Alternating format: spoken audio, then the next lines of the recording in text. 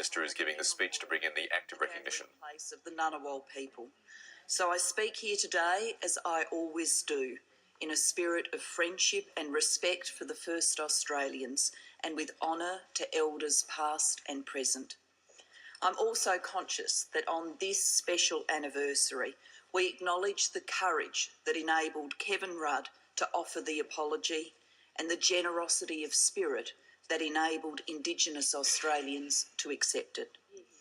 We are only able to consider this act of recognition and constitutional change because the apology came first. Speaker, the Constitution of our Commonwealth came into force on January 1, 1901. It was the start of a new century and a new year. Alfred Deakin wrote that never on this side of the world was there a New Year's Day with such high expectations. Those expectations were high because with the Constitution had come Australia's birth as a nation. But not all our people shared those expectations. In the decade of deliberation that created our Constitution, there were conventions and debates across the land. But there is no record of any Aboriginal and Torres Strait Islander person taking part. Indigenous people did not ordain our Constitution nor contribute to its drafting. They had no opportunity to vote for it, and yet all were affected by what it said and what it failed to say. They were affected by provisions that even by the standards of the time seem questionable and strike us now as harsh and inhumane. But they were also affected by the great Australian silence which fell upon our founding document, because among the 128 sections of the Constitution, there is no acknowledgement of Australia's First Peoples, no mention of their dispossession, their proud and ancient culture, or the unhealed wound that even now lies open at the heart of our national story. Speaker, in 1967, the people of Australia sought restitution and repair, but their work was incomplete.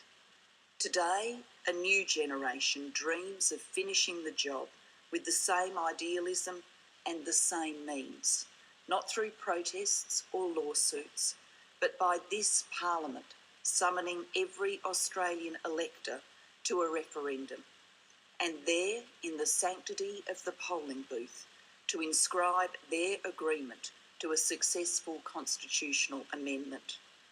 On that day, as the polls close and the ballots are counted, individual assent will merge into a collective yes. In that way, we will forge an accord, bipartisan and unanimous, to right an old and grievous wrong.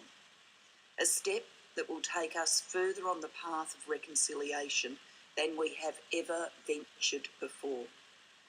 Speaker, voting is the solemn act of our democratic order, but amending the Constitution is even more profound because it occurs so rarely and succeeds more rarely still.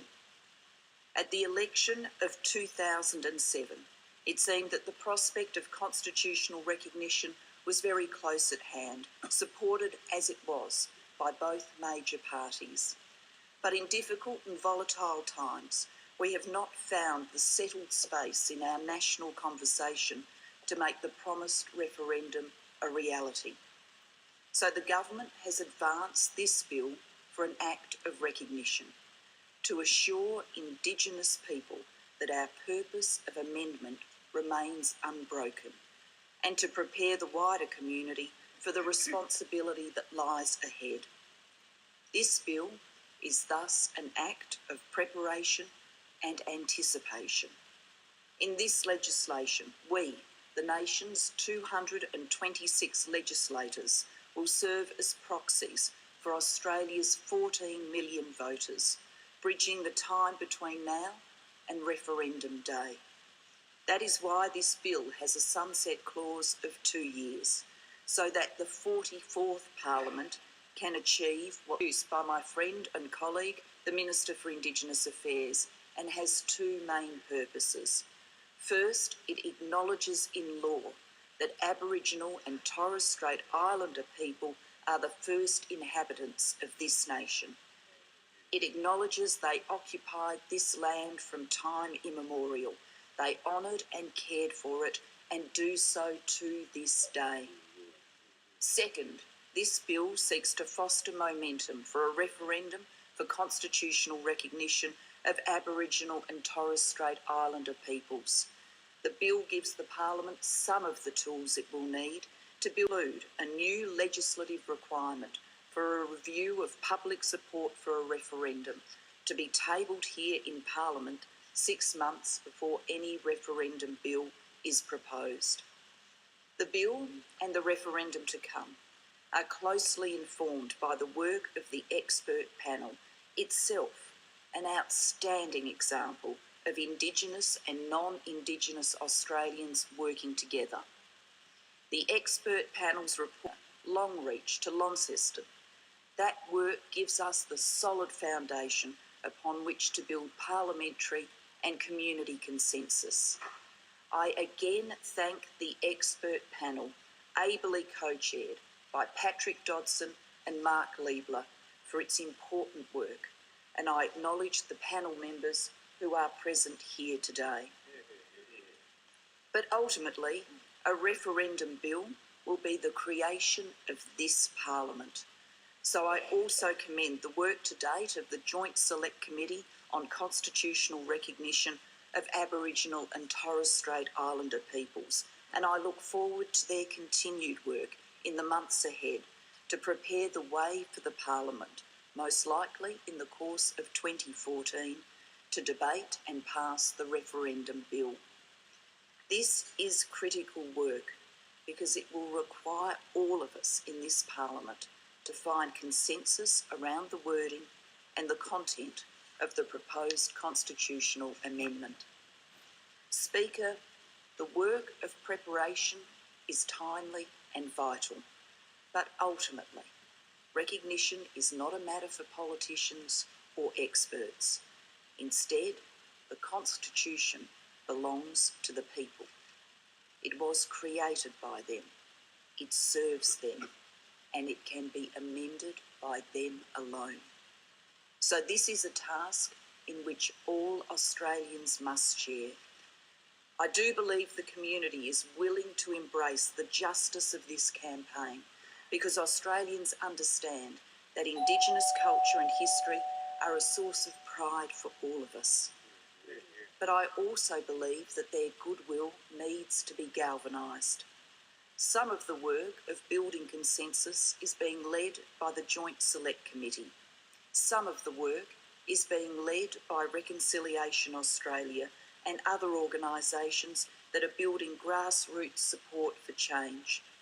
The government is investing $10 million in this community-based work, but most of all, the push for change is increasingly being led by ordinary Australians. This morning I met with some remarkable young Indigenous leaders who are deeply engaged in the campaign for recognition.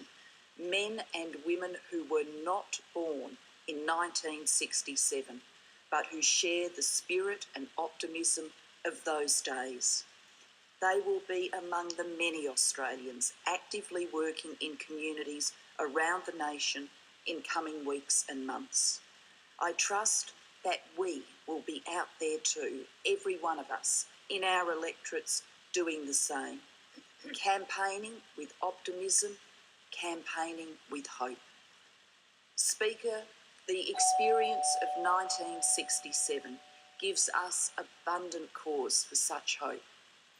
In an era where the nation was perhaps yielded the high referendum, almost 91%, I believe we can do